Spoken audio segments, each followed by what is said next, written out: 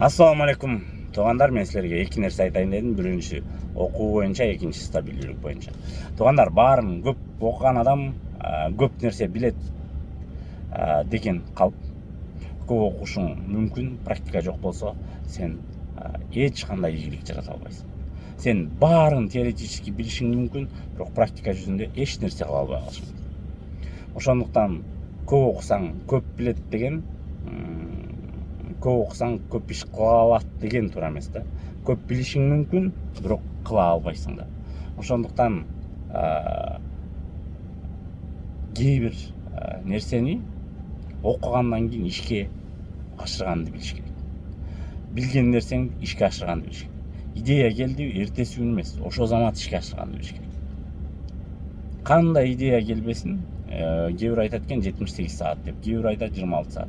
Жок, идея келдиби, ишке ашырганды билиш керек. Кантип идея келдиби, ошол идеяны кагазга жазып койсоң, сен демек ишке ашырасың.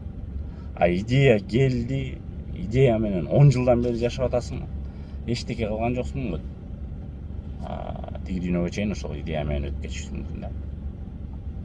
Ошондуктан көп эле окуп, билип, бир нерсенин артынан кубалаган эң жакшы. Бирок ийгилик, ишкердик жаратам десең, сөзсүз түрдө практика керек. Анан ошол практикада, мисалы мен мындай эле айтайын, эгер сиз бир жолу кичинекей болсо дагы иш кылып банкрот болсоңуз, демек сиз туура жолдосуз. Эгер сиз такыр банкрот болбой эле, менин угушум азыр жөн эле отурган болсоңуз, демек сиз эчтеке кылган жоксуз да. Демек сиз туура эмес жолдосуз. Адам деген сөзсүз түрдө бир иш кылыш керек, шаг башташ керек. Банкрот болдубу, балким ишке ашып кеттиби, бирок бир-эки жолу иш, бир-эки жолу эмес, 20 иш ишке ашпай калса дагы, сиз по-любому туура жолдосуз да. Демек сизде ой бар, демек сизде амбиция бар, демек сиздин ичиңизди, жаныңызды койбой аткан, я могу лучше, мен мындан жакшы кылам деген нерсени ойгото турган ичиңизде бир нерсе бар да. Анан ошол эле теманы улай, стабилдүүлүк. Стабилдүүлүк деген понятие медицинада деле бар. Мертвый человек, стабильный человек. Калганыбыз баары нестабильный жашоодо, нестабильный моментте, нестабильный иштерди кылып жүрөбүз да. Эмнеге? Анткени сиз иштеп аткан иш эртең жабылып калышы мүмкүн. Сен каалап аткан проект ишке ашпай калышы мүмкүн. Сен ойлогондой нерсе таптакыр бөлөк нерсе болуп чыгып калышы толук мүмкүн. Эртең менен чыкканда машинеңдин дөңгөлөгү жарылып калгандай эле, үйүңө келсең үйүңдү светиң өчүп калгандай эле. То есть это вся наша жизнь нестабильность. То есть стабилдүүлүк эч нерсе жок.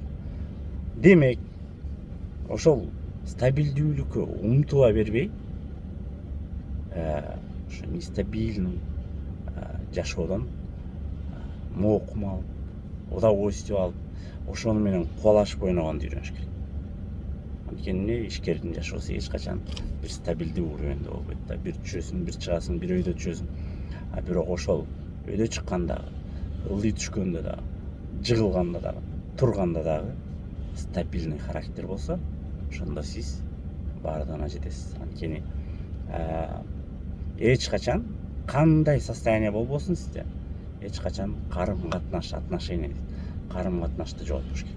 Эгер карым-катнашты сен жоготуп алган болсоң, сенин байлыгың деле, ийгилигиң деле өзүң үчүн болуп калат дагы, эч кандай пайдасы келбей калат. Эгер карым-катнашты түзүп, адам менен мамиле кылганды билип, анан ошол адамдар менен иштеше кеткенди билсең, демек сенин келечегиң бар. Банкрот болгондор адамдар айтат да, эгер мен банкрот болгом дейт, аябай жок. Бирок сени тааныгандар, сени мамиле кылгандар, сени менен жүргөндөр сенин байлыгыңа дагы бар деле, жокто деле сенин мамилеңе карап мамиле кылышат да, көбүнчө адамдар.